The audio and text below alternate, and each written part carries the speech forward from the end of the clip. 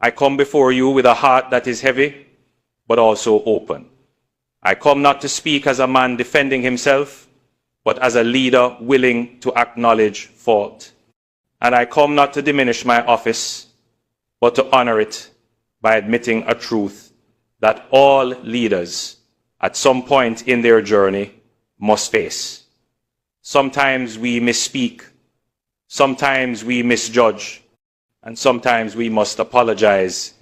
Several weeks ago, in a live broadcast, I used the word dictator to describe Captain Ibrahim Traore. That single word has echoed far beyond my intention. It has stirred emotions, fueled debates, and created tension between Jamaica and Burkina Faso, two nations whose histories should unite them, not divide them. And tonight, I am here to say plainly and sincerely, I regret those words. I take responsibility for them, and I offer my heartfelt apology. When I spoke that day, I spoke with conviction. I spoke as a leader who believes deeply in the values of democracy, values that Jamaica has held close for decades. I spoke from a place of concern, but I failed to speak from a place of understanding. Conviction without compassion is dangerous. Principles without perspective can wound. And in calling Captain Traore a dictator, I crossed the line between principled critique and personal disrespect.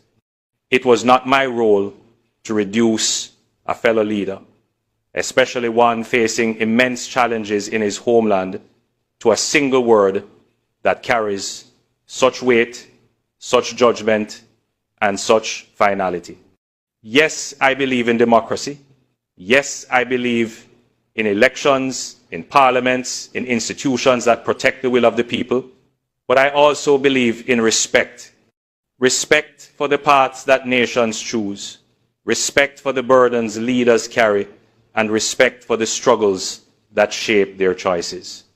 Captain Traore, in my choice of words, I failed to extend that respect, and for that, I am sorry.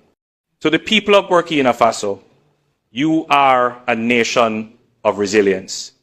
You are a people who have endured colonization, coups, poverty, and the ongoing threat of violent extremism. And yet, you stand proud, you stand tall. You continue to fight for a future that is free, independent, and dignified. Your leader, Captain Traore, took power in a time of crisis.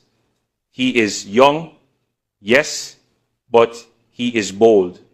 He faces a reality most of us cannot imagine, an ongoing war with forces that seek to destabilize and destroy. While the world debates, he acts. While others hesitate, he makes decisions. I may not share his methods, I may not embrace his path, but I must recognize his courage. And I must respect the fact that his people look to him not only as a ruler, but as a symbol of their fight for sovereignty. When I labeled him a dictator, I failed to honor that reality. I spoke too quickly, too harshly, without the humility that every leader owes to another who walks the hard road of governance. My fellow Jamaicans, I also owe you this truth. Leadership is not about never making mistakes. Leadership is about admitting them when they happen and correcting them before they cause further harm. When I called Captain Traore a dictator, I did so with the belief that I was defending democracy. But in doing so, I risked damaging Jamaica's reputation as a nation of respect, as a nation that values dialogue over division, and as a nation that stands for unity among the peoples of the global South. We are a small island, but we are a proud one. Our voice on the international stage matters, and when we use that voice carelessly, the world listens not to our wisdom, but to our mistakes. Tonight, I want Jamaicans to know this. Your Prime Minister is not above apology. Your Prime Minister is not above reflection. And your Prime Minister is not too proud to say, I was wrong. To Africa, our ancestral home, our mother continent, I extend this apology with even deeper sincerity. Jamaica is tied to Africa by blood, by history, by spirit. The chains of slavery that bound our ancestors were forged in Africa. The songs of freedom that carried us through struggle were inspired by Africa. And the strength that keeps us alive today flows from the same river that nourishes you. How then could I, as the leader of a nation built on the resilience of Africans, use words that divide rather than unite? How could I, even in defense of democracy, fail to show empathy to a brother leader navigating storms beyond my imagination? I do not take lightly the pain my words may have caused across the continent, and I stand before you to repair, not to wound, to build, not to break. Some will ask, why apologize? Why retract words once spoken? Isn't it weakness? No, it is strength. It is strength to stand firm when you are right, but it is even greater strength to step back when you are wrong. Pride may win applause in the moment, but humility builds trust for generations. I apologize, not because I was forced, not because I was pressured, but because it is right, and because the relationship between Jamaica and Africa is too important to be clouded by careless words. Captain Traore, allow me to speak to you directly. I may not walk your path, but I respect the road you travel.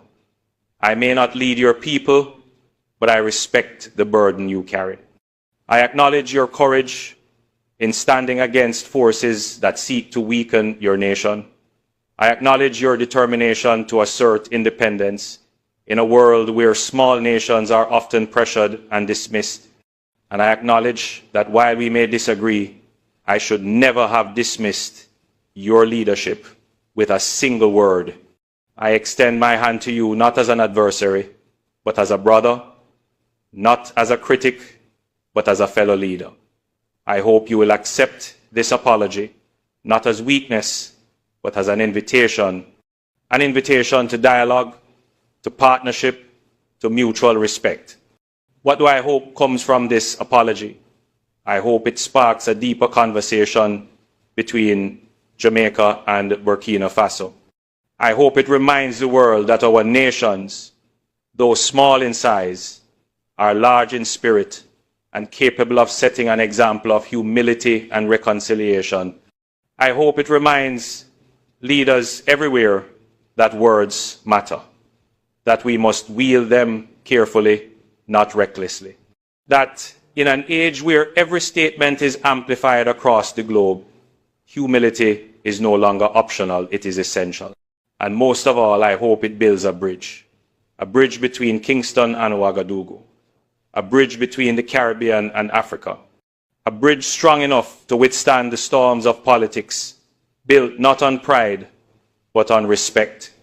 My fellow Jamaicans, citizens of Burkina Faso, members of the global community, tonight I stand before you not as a man without fault, but as a man willing to admit fault.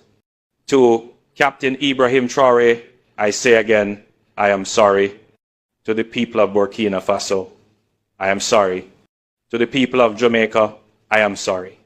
To Africa, to the Caribbean, to the world, I am sorry. May we move forward not with resentment, but with reconciliation. Not with division, but with dialogue. Not with arrogance, but with humility. Because in the end, leadership is not about always being right. It is about always striving to do what is right. Thank you. May God bless Jamaica.